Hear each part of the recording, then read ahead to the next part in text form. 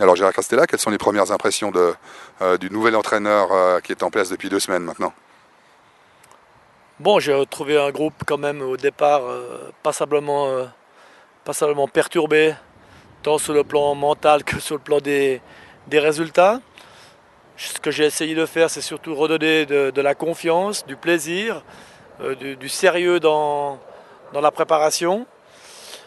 C'est clair que le match de coupe, même si c'était contre une équipe de deuxième ligue, nous a fait énormément du bien, surtout à la tête. Et puis ce qui est fantastique, c'est qu'on a pu enchaîner avec la victoire à Ville en championnat. C'était la première victoire en championnat après 8 matchs. Je pense que pour le moral, c'était la meilleure des choses. Quel est le secret de Gérard Castella pour mener Servette à la victoire après une sinistre période, je dirais? Il n'y a pas de secret. Le secret, c'est le travail, c'est le sérieux, c'est donner une ligne de conduite et de tracer le chemin pour l'équipe et les joueurs. C'est de faire respecter une certaine hiérarchie, c'est de faire aussi respecter les principes de jeu, respecter ce qu'on fait à l'entraînement et de l'appliquer dans le match. Voilà, c'est pas de secret, c'est beaucoup, à mon avis, d'investissement de la part des joueurs, autant sur le plan collectif que sur le plan individuel. Servette sort d'une victoire à Ville, la première de la saison en championnat. Quand on a une victoire dans la poche, on espère doubler la mise rapidement. Or là maintenant, il y a 2 semaines de pause. Il y a les bons côtés et les mauvais côtés avec cette pause. Non, c'est dangereux. Je l'ai dit aux joueurs tout de suite, le premier entraînement de la semaine, je leur ai dit qu'on a 2 semaines sans compétition, on vient de gagner un match. Donc humainement parlant, on aurait tendance à se reposer, alors que justement au contraire, on doit être très très attentif.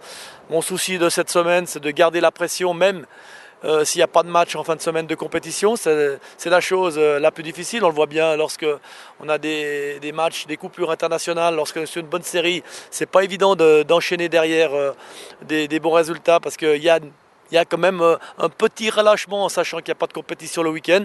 Donc c'est à nous, le staff technique, de mettre la pression dans le bon sens du terme pour que les joueurs gardent justement cette tonicité et aussi cette agressivité, même s'il n'y a pas de compétition à la fin de la semaine. On l'a vu, vous l'avez souligné tout à l'heure, les joueurs ont été passablement perturbés par une période de flou qui a précédé la reprise du championnat cette saison.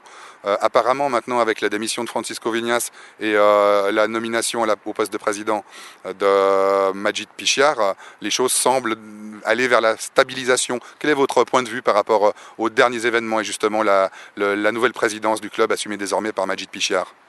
Oui, c'est clair que les joueurs, ils ont été perturbés dans la préparation. C'est quand même pas une excuse pour faire 7 matchs à un point. Donc la première responsabilité quand même des résultats, ce sont souvent les joueurs.